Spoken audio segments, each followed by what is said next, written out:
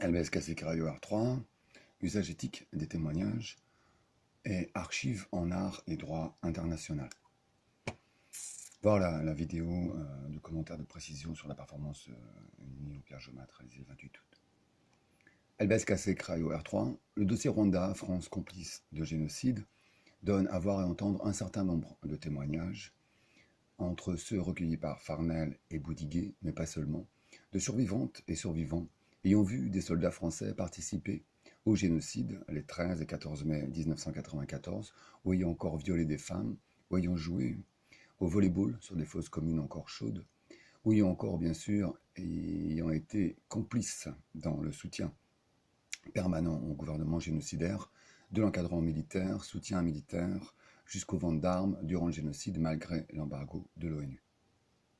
Même des militaires français, le général Varret, le lieutenant-colonel Ancel, ont confirmé ce témoignage et encore approfondi les aveux de complicité de l'armée française, depuis l'idéologie ethniste et exterminatrice jusqu'au réarmement des génocidaires en fuite au Jaïr. Si depuis Cathy Michel Carbone, Dr Huclin 2017, le rapport A-Archive est reconnu aux USA doctoralement,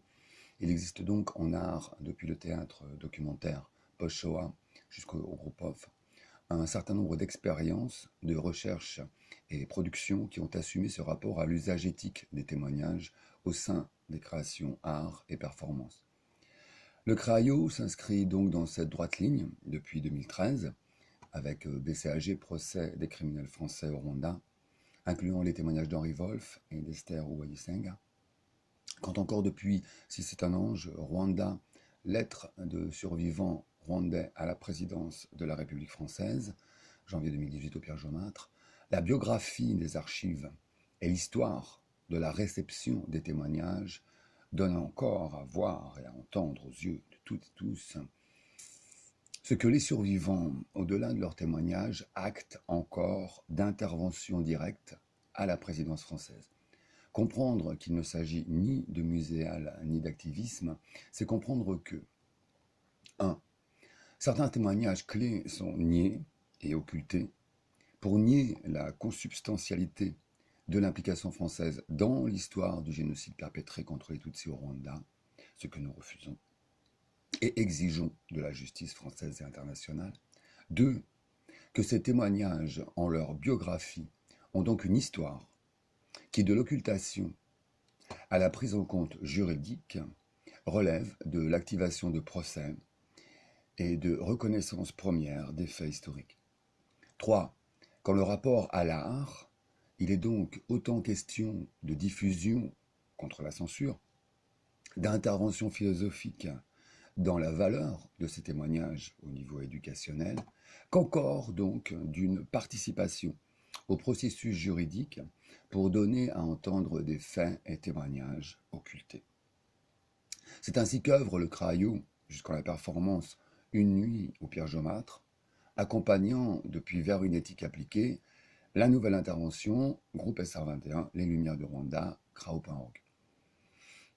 L'exemplarité du cas de jurisprudence internationale que constitue en droit international l'histoire du génocide perpétré contre les Tutsis au Rwanda a une valeur doublement réparatrice. Petit a, depuis l'histoire de la Shoah, étant un des seuls génocides reconnus, toute actualisation en droit international permet de réparer à tous les autres niveaux, pour les autres cas, et facilite encore les éducations comparatistes et internationales. Petit b, depuis l'écocide, les crimes contre l'humanité et atteintes aux migrants relèvent de la même obédience juridique internationale, où le plus souvent on retrouve les complices du génocide perpétré au Rwanda qui, dans leur impunité, récidivent au niveau final de destruction de la planète. Contre cette impunité, l'art en performance fait valoir ce droit international performatif, établi comme tel au Congrès de Genève en 2003 par les juristes internationaux rassemblés. En soutien, voire même en recherche avancée, ces performances CRAIO n'entrent pas forcément en forme de représentation publique, puisque, tel qu'en parathéâtre, le réel des recherches avancées et performances en cours nécessite une bonne connaissance des dossiers en droit, éthique, interdisciplinarité et histoire, encore de la performance, voire thèse de Branko Popovic, Université de Bologne, 2012. Encore, si nous observons une régression négationniste à l'international, ainsi que des propagandes ethnicistes, la suite d'échecs politiques et sociaux des autocraties négationnistes et ethniques révèle aux yeux de toutes et tous la profonde inanité de ce que, par ailleurs, les éducations internationales ont démontré comme faux. Aussi, le projet Crayo de nouvelle structure éducation-art est plus que jamais nécessaire, quand encore une possibilité de thèse de doctorat en le rapport droit international et archives-art est en cours pour stratifier internationalement tant ce degré de recherche et ses apports doctoraux que faire valider institutionnellement ces savoirs doctoraux théâtraux jusqu'en performance par l'usage éthique des témoignages en les questions de représentation de l'histoire, des archives orales écrites digitalisées aux archives naturelles que sont les champs et les étoiles, les lieux de ressources de la Terre. Ainsi du choix de performer au Pierre Jaumâtre,